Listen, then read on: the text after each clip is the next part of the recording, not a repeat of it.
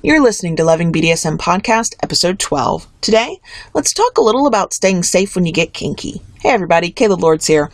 Welcome to the Loving BDSM Podcast. If this is your first time listening, glad to have you. If you're back for another week, welcome back. Loving BDSM is produced every Friday for your kinky pleasure and education, and show notes are found at kaylalords.com.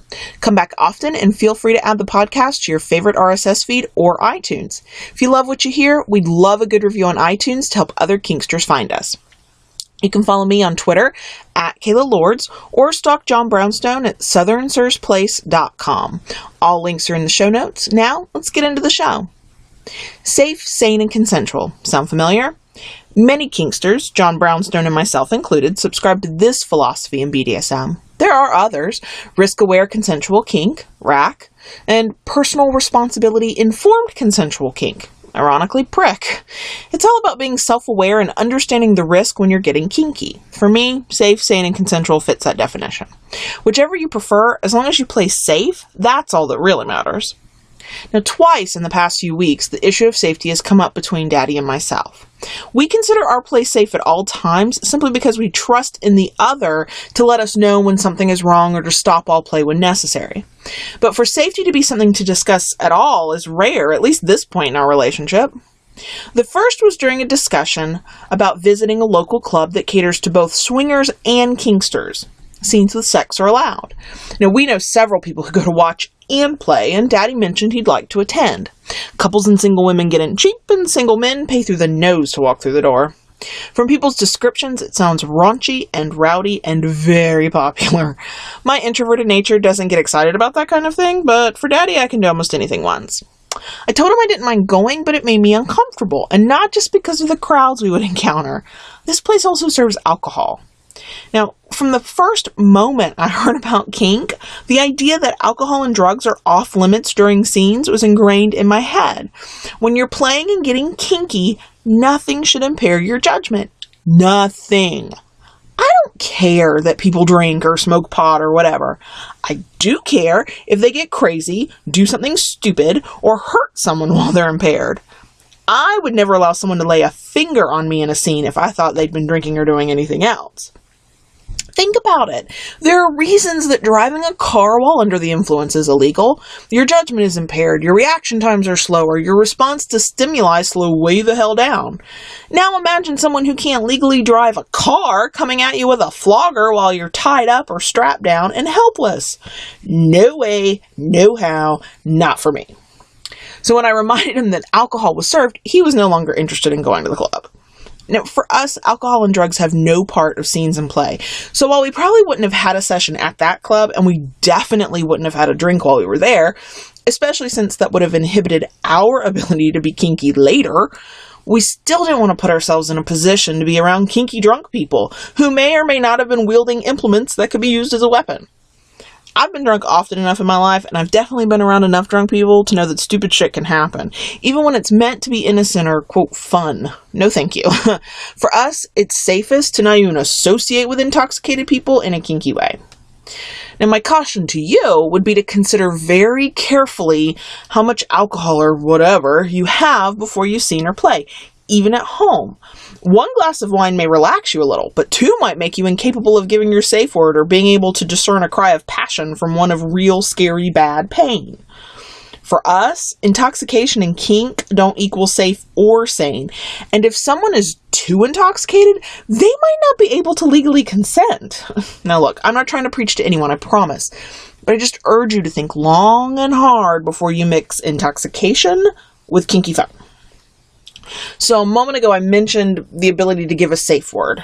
I'm a huge believer in safe words and the color system, red, yellow, and green. I think that it takes trust from both partners for those to work. Trust for a dominant that as a submissive, I'll use it when I need to, and trust on my part that my dominant will abide by it and stop everything when I use it. Now, I recently read a post, and if I can find it again, I'll link to it in the show notes, that talked about a safe word not always being the best method. That while they should be in place and respected when used, what you need most is a dominant who's watching everything and in tune enough with his or her submissive to read body language and other cues to know when to stop.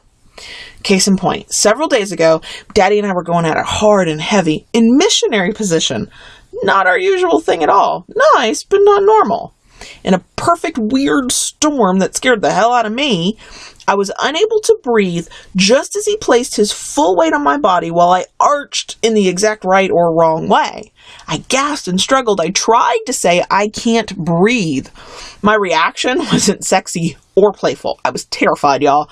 As much as I enjoy breath play with his hand around my throat or over my nose and mouth, that moment made me panic. I never even had the chance to say red or anything else. Now, because he knows me well and he watches me like a hawk and he understands a good moment from a bad one, he stopped immediately. He made sure I could breathe and then he held on to me because I was crying a little bit. Unfortunately, all sex stopped. I mean, even as I was hiccuping and, teary-eyed, I felt bad. I didn't want him to have blue balls. I kept asking about his balls. Eventually, he growled at me to stop asking about his balls and go to sleep. But we were done for the night. If he'd relied solely on my safe word, something awful could have happened. Now, I might have just passed out and ultimately been fine, but I do know me. I would have held on to the fear of not being able to breathe when we play rough. Thankfully, it ended the way it should have, and I'm not afraid. Although he may be nervous, I don't know. So fast forward a little bit from that, and here we are a few days ago. I needed a reset, a spanking to trigger an emotional response, sometimes called a therapy spanking. I love them because all the noise in my head goes silent and I'm calm and centered when they're over.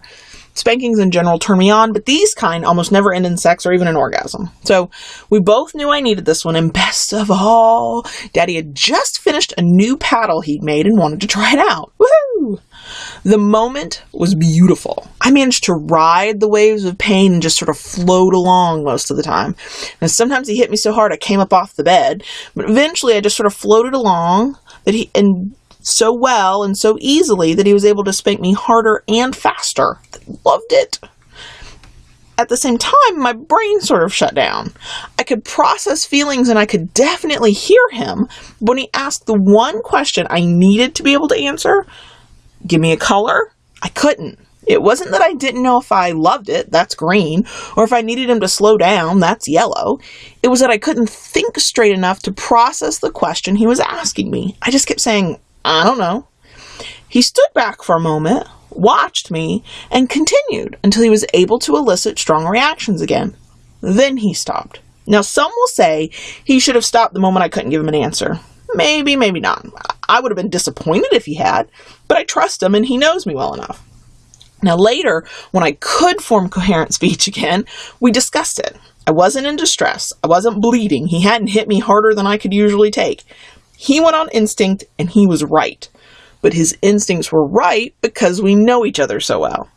If you don't have a lot of experience with each other, it's always better to be safe than sorry and stop if your partner can't respond to your questions. For us, in this specific moment, he didn't need to. In another situation, he might have stopped immediately based on other cues I might have given off. My point is that a safe word isn't a fail-safe. Don't be fooled into thinking that all you need is one word. A dominant needs to watch body language, listen to sounds, and know their partner well enough to know if they've had enough. Or if that's not possible, just start slow and stop the moment you think you might be about to go too far. Either way, safety isn't just one word uttered by one person. It's the willingness to stop your own pleasure the moment you think or feel the other person may no longer be capable of using their safe word. Safety means having clear judgment, which means alcohol is a bad idea. So in parting, I leave you with this. Safety in BDSM isn't just a safe word.